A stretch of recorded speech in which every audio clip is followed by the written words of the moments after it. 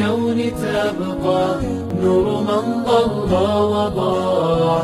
أنت أسمى أنت أنقى أنت السلام علیکم ورحمۃ اللہ وبرکاتہ. نحمده ونصلی علی رسولہ الکریم.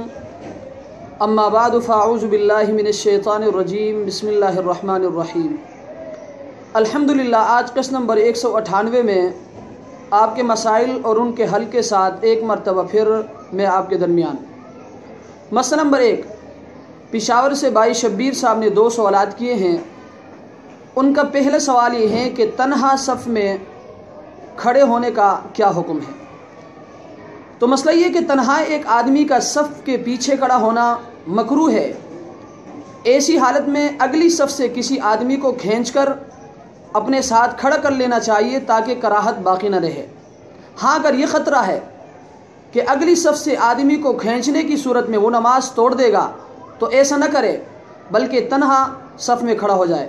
فتاوی شامی جلد نمبر 6 صفحہ نمبر 459. ان کا دوسرا سوال یہ ہے کہ صرف آواز سن کر اقتداء کر لینا کیسا ہے.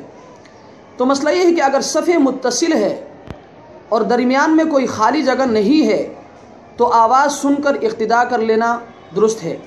لیکن اگر درمیان میں کوئی نہر یا سڑک یا کمرہ یا مکان ہے تو صرف لاؤڈ سپیکر یا ریڈیو کی آواز سن کر اقتداء کرنا صحیح نہیں ہوگا. فتاوی عالمگیری جلد نمبر 1 صفحہ نمبر 88. مسئلہ نمبر 3، چترال سے بھائی عبد الرحمن صاحب نے 2 سوالات کیے ہیں. ان کا پہلا سوال یہ ہے کہ فجر کی نماز میں یاد آیا کہ سنت نہیں پڑھی ہے تو کیا کیا جائے.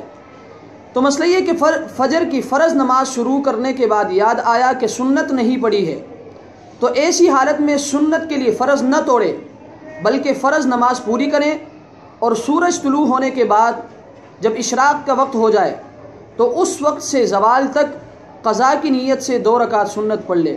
فتاوی شامی جلد نمبر 2 صفحہ نمبر 57. ان کا دوسرا سوال یہ ہے کہ نماز میں کھیلنے کا کیا حکم ہے.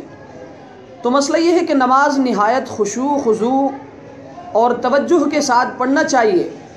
بلا ضرورت بدن سے کھیلنا اور بدن کو کھجانا، بدن پر ہاتھ پھیرتے رہنا اور کپڑوں کو درست کرتے رہنا مکروہ تحریمی ہے.